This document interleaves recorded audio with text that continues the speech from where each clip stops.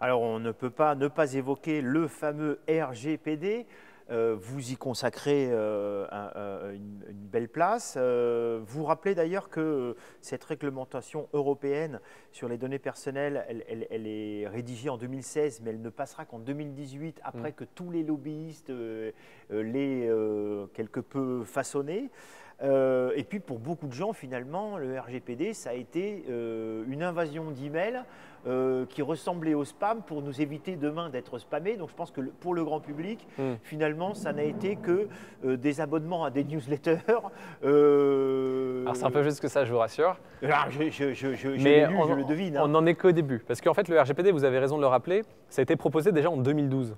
En fait, c'était voté en 2016 et le temps que ça soit acté, c'était 2018. Mais pendant 5 années, entre 2012 et 2016, il y a eu d'importants travaux de lobbying, de public policy au niveau européen par des entités européennes et non européennes. Et je peux vous assurer que si pendant 5 ans il y a eu autant de lobbying, c'est que c'est un texte qui pose des questions et des sacrés problèmes à différentes industries.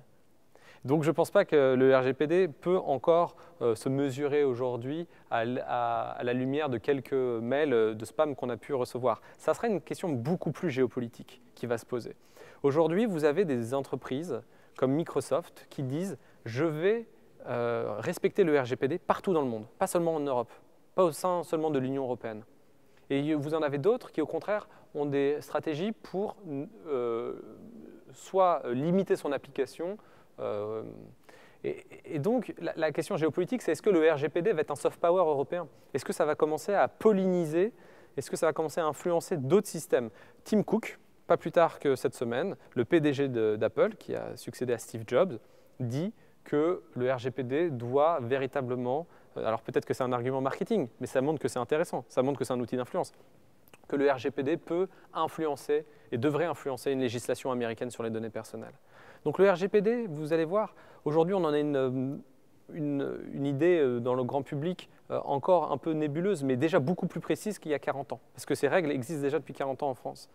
Et vous allez voir avec le nombre de scandales qui vont arriver, Cambridge Analytica contre Facebook au début de l'année, et tous les scandales qui n'ont pas encore été révélés, et tous les scandales qui vont être révélés dans le futur, vous allez voir qu'on aura besoin de textes qui encadrent cela, qui encadrent la collecte éthique des données, qui encadrent la façon dont les données sont traitées, sous-traitées, recollectées, vendues, etc. Ce sont des questions qui vont se poser tous les jours. Alors on a besoin de textes, c'est ce qui permet aussi, le cas échéant, de pratiquer l'amende. Et on a vu récemment des amendes records en milliers, millions de dollars dans quelques cas qui font déjà école. Et vous évoquez donc le caractère dissuasif de l'amende et de ses conséquences. Alors, en France, l'amende dans la loi informatique et liberté, jusqu'à présent, le maximum, c'était autour de 300 000 € sur les différentes infractions possibles. Maintenant, avec le RGPD, vous pouvez aller jusqu'à 4% du chiffre d'affaires ou 20 millions d'euros, le montant le plus haut des deux. Et donc, du coup, il y a une incentive pour être conforme aux réglementations. Donc, on a montré par là l'importance que les données représentent dans la société parce que ce sont des sanctions qui sont aussi importantes que dans des domaines qui étaient fortement réglementés comme la concurrence ou la corruption. Et l'amende est donc du coup dissuasive. Par contre, ça ne doit pas être le vecteur, la peur ne doit pas être le vecteur de la mise en conformité. Il faut renverser le problème. Comment je vais pouvoir appliquer le RGPD au sein d'une entreprise, au sein d'une crèche, au sein d'une école, etc., d'une organisation, d'un État, pour faire en sorte que j'ai une collecte éthique et que du coup je montre à mes utilisateurs, que je montre à mes concitoyens que c'est la protection des données à caractère personnel et le respect de la vie privée sont des valeurs cardinales de notre société. Et donc du coup je vais pouvoir me différencier, me distinguer de personnes qui n'ont pas cette logique-là. Et si vous voulez, les données sont tellement énormes, le big data est tellement important, et la façon dont on va pouvoir interpréter ces données, les usages qu'on va pouvoir en faire sont encore loin de ce qu'on peut imaginer. Il faut mieux pouvoir encadrer et donner ce réflexe qui est quasiment un réflexe civique à chacun. Alors encadrer n'interdira pas les cyberattaques, dont vous notez qu'elles sont en forte croissance et que le coût de ces cyberattaques par État devient assez exorbitant. Ça, c'est quelque chose d'indéniable. Demain, tout est hackable. Et newspapers, les unes de journaux, chaque semaine, on va parler de ça. La cybercriminalité, c'est gigantesque parce qu'à partir du moment où vous mettez un système en réseau, toute notre société est en réseau. Un agriculteur, dans son tracteur, a un système d'information intégré. Un hôpital, un pacemaker est intégré à un système d'information. Donc, vous êtes dans l'industrie agricole, vous êtes dans le secteur secondaire, tertiaire avec les services. De toute manière, vous êtes lié à des systèmes d'information. Et il y a eu plein de virus très connus qui ont défrayé la chronique récemment. Et vous verrez les fuites de données. Et justement, si les entreprises, en plus de ça, parce que l'erreur est toujours, on dit dans la cybersécurité, entre le clavier et son utilisateur. Donc, si vous voulez, l'humain, vous aurez beaucoup de fuites de données. Et donc, autant pouvoir prendre des mesures techniques pour faire en sorte qu'on les résorbe, et aussi organisationnelles, c'est-à-dire une culture dans les entreprises pour dire, écoutez, faites attention, voici les réflexes à avoir. Alors, il y a les activistes ou les criminels du code, selon comment on se positionne, mais il y a aussi ceux qui pratiquent l'évasion fiscale.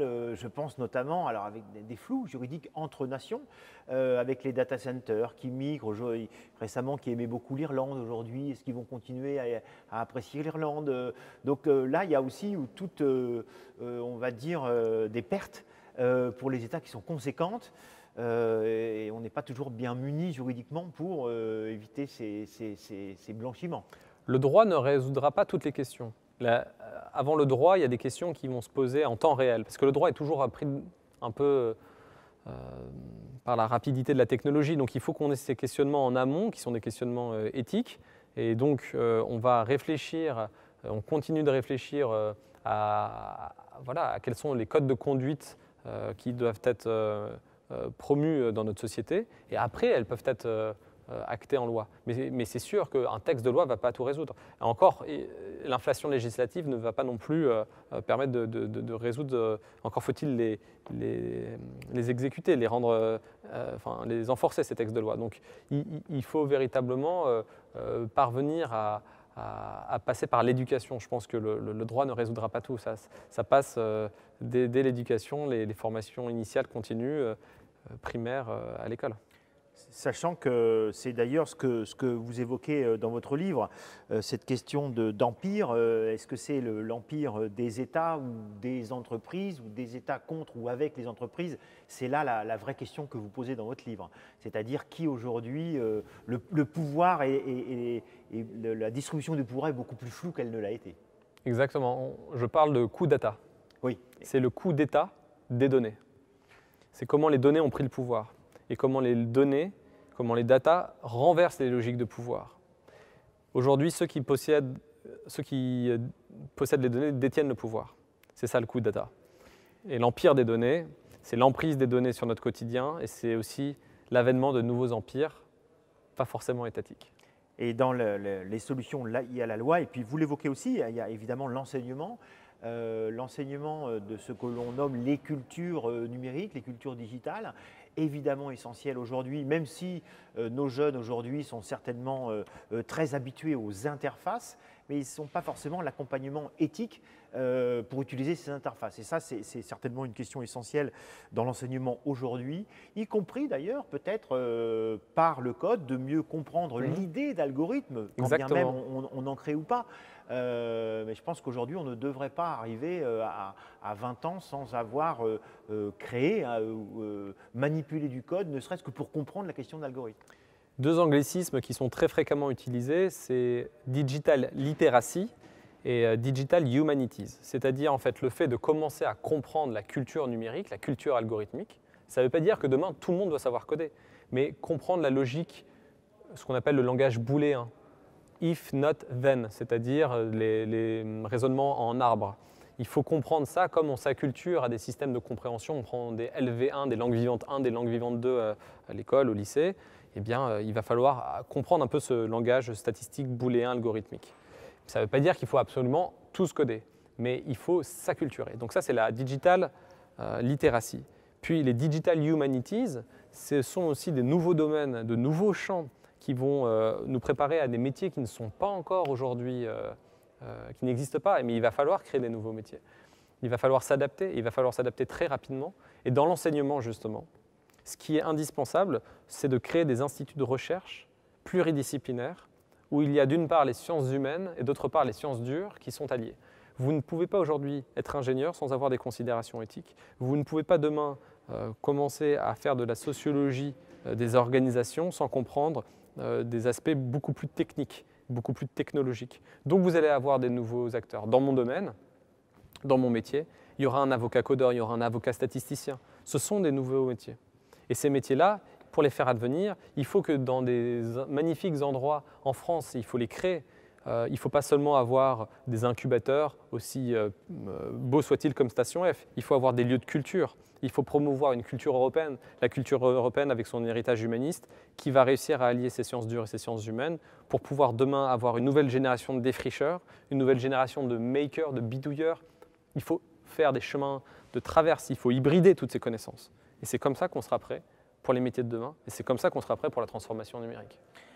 Alors, il y a une petite tradition à la fin de ces entretiens. Je rappelle, c'est le 40e entretien de notre MOOC Digital Media de l'école EFSA Ville de Paris. Ville de Paris qui fait des efforts avec un dispositif nouvellement initié qui s'appelle Paris Code, en vue de tous les publics et peut-être même de publics parfois qui sont défavorisés quant au code, justement. D'accord. La question, on la qualifie de secrète, mais elle est extrêmement bienveillante. Et là, vous pouvez regarder la caméra, sachant qu'on a une idée de à qui on s'adresse, mais comme le MOOC est ouvert à toutes, à tous et tout le temps, et gratuitement, et ça, on y tient.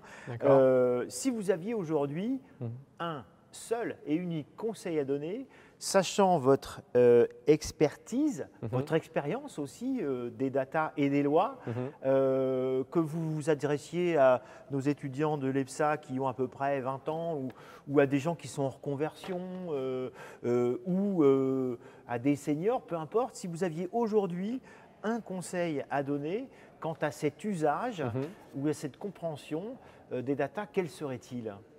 Si j'avais un seul conseil à donner pour l'usage et la compréhension des data, c'est l'hybridation des connaissances. C'est-à-dire qu'il faut absolument aujourd'hui comprendre à la fois les aspects de digital humanities, de sciences humaines du numérique, et à la fois les aspects beaucoup plus core techniques, technologiques, donc les hard skills. C'est en alliant les deux qu'on va pouvoir être prêt pour la transformation de demain. Adrien Badevant, merci beaucoup. Merci.